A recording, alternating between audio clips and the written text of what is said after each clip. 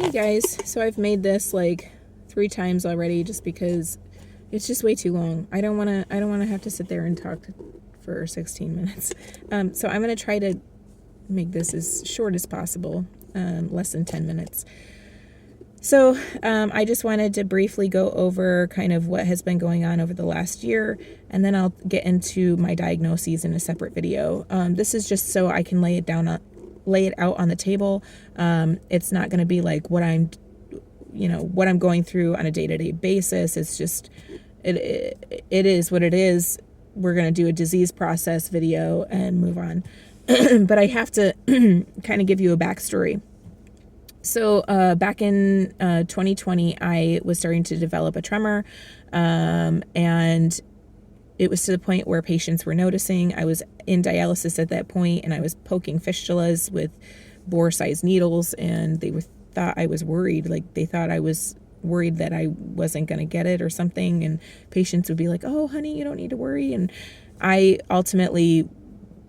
was like, I'm not. It's just I have a tremor. And so I'd be drawing up heparins, and I couldn't really get the needle in the vial sort of thing. And so I was having a really difficult time. But I didn't go to the doctor then.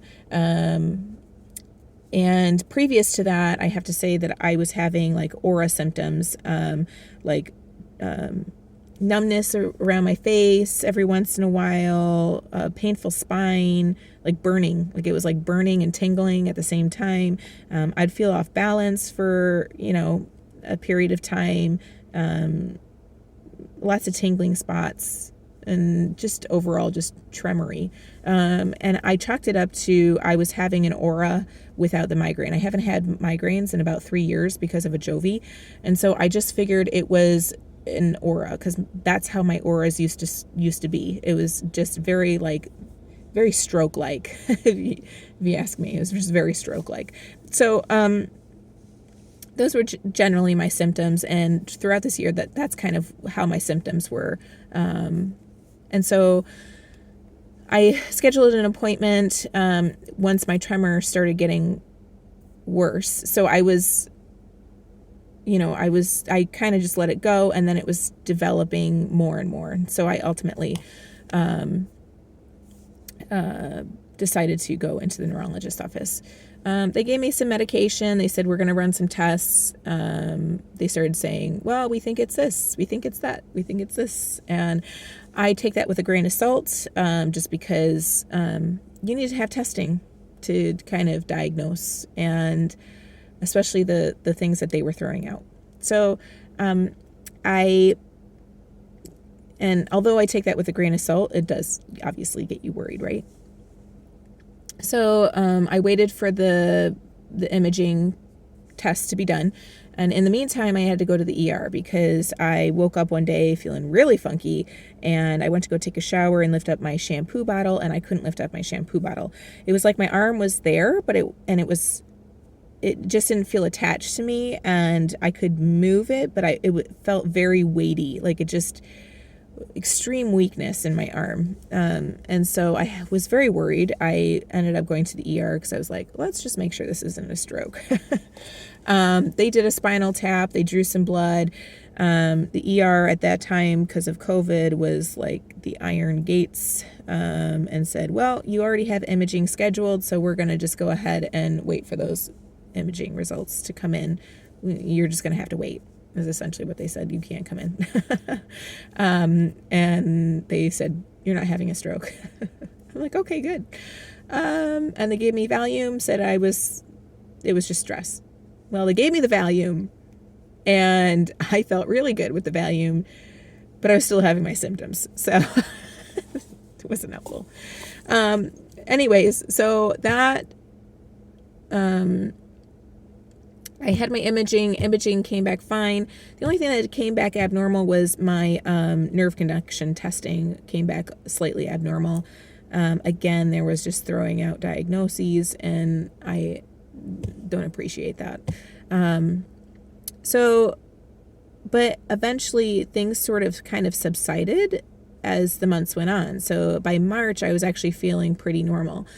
April 28th, so from March to April, I felt almost back to baseline. in April 28th, my daughter went into the hospital. That same day, I had another flare, and it was different because it was GI stuff. It was like, nope, you're not going to eat. You're not going to eat. There's a lot of nausea, a lot of pain, and my body just was like, no, you're not having it.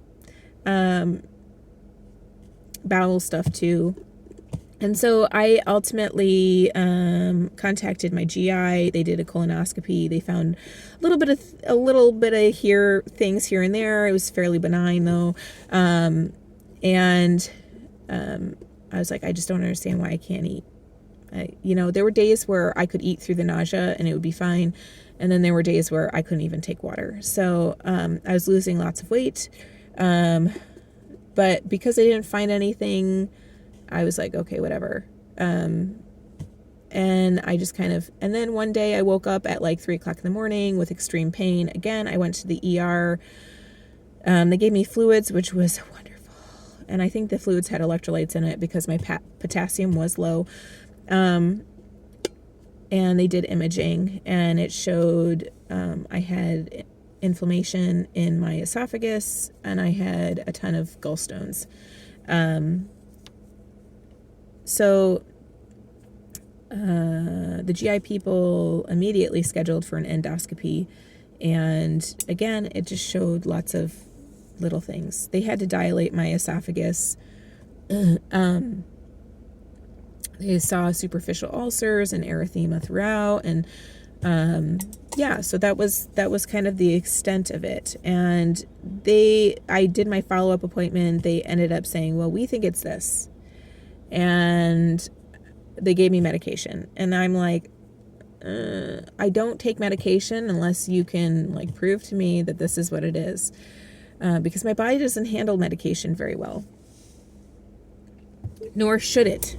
Like your body's not designed to take synthetic things, right? Like, it's one thing if you absolutely need it because you definitively have hypertension or you definitively have cancer, but to just like throw medications at something that you're not really sure of, it's not the best way to go about medicine.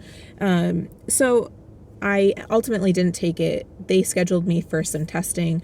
The testing later on did show that I had it, but but that's for another video. And in the meantime, I started to feel better. So in July and August, I actually felt pretty decent. I was able to eat normally. Again, I was almost back to baseline. I started working out, and I kept on thinking, if I work out, then I won't have these symptoms. I won't have the triggers if I just keep myself as healthy as possible. And that was, I thought that. And then come September 3rd, I believe it's September 3rd, because September 7th, I had that testing the GI people wanted me to do. And it was a couple of days before that I started having these symptoms. So September 3rd, I changed my workout, I was like, you know what? I'm doing a lot of cardio. I want to add in some weights and tone up, and, doing a lot of shoulder presses. And, when you go and you do an exercise and you feel like, oh my God, I feel so, I feel sore, but I feel good sore. Like, you feel like you had a workout, and it makes you feel good, right? Those endorphins. This was like, oh my God, I'm going to die. And for me, I was like, oh, this is just part of the process. And I would continue to do the same workout. Because, hey, why not? Dying feels good. So I then had another trigger, or another flare rather. And I, again, couldn't eat, and this was bad. This was like really bad. I couldn't drink. I couldn't eat. I was retching. I was having abdominal pain. And I actually started out, the reason why I knew I was going to have a flare was because I had more tremors. And I felt really off balance the day before. And then bam, it hurt. It wasn't like it hurt, like, but it was strong. And basically from September 7th, 4th, 5th, 6th, 7th. Up until now, I have been kind of stuck in this cycle where I can't seem to get out of it. I ultimately, in October, had to sit down with my boss and say, look, I'm sick. I'm really sick. I don't know what's wrong. And, you know, I have a lot of people with a lot of theories, but I don't have any sort of definitive diagnosis. But I'm losing weight like crazy and can't eat, can't swallow very well, and having a bunch of symptoms. And so I ultimately had to step back from my job. He said it would always be there when I'm ready. But I don't know. I don't know what's going to happen. So anyways, so that was that. My primary wanted me to go to one of the big hospitals in the United States. And I went there. The neurologist, I saw GI and neurology.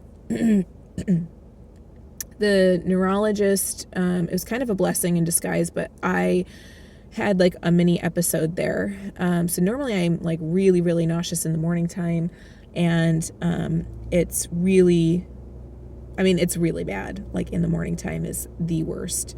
And I kind of can gauge how my day is going to go based off of my morning.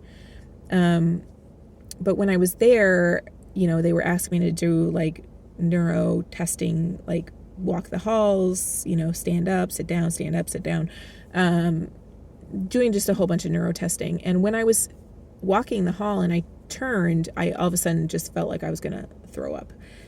So I was like hunched over. Like that's my immediate response, is to just get as low as possible, like get my head down lower. And he thought I was going to pass out. This was the resident, by the way. And so, but he continued with the neuro assessment. And after that point, I couldn't walk straight. So he brought me back to the room, put my legs up. He thought, like I said, he thought I was going to pass out. I was like, I'm not going to pass out. I just feel really, really nauseous. And you know, he kind of like went and talked to his supervisor, the supervising doctor. And so I had some time to kind of like recoup. I sat up a little bit. And when he came in, the supervising doctor, he saw my legs, and my legs were just blue. I mean, like blue. And I had noticed that throughout this year, that my legs would get blue. I do have Raynaud's, so my feet often do get like white and blue. But this was like my whole legs were just blue. And I told him, I said, you know, since that little episode, I feel hot. And so I took down my mask and I'm just like completely red. And so he's asking me a bunch of questions. Has this happened before? Blah, blah, blah. And I'm like, yeah. And he goes, I think I have an idea of what it is, but we're going to do some testing. And he left, and I'm like, oh my God, he didn't throw out his theory. He just left it. And I love that, because then I don't have to worry. This is what it is.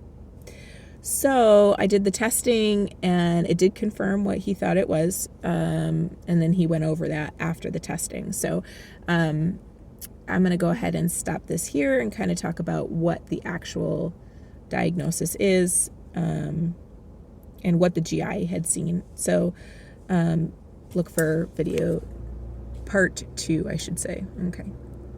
Talk to you later.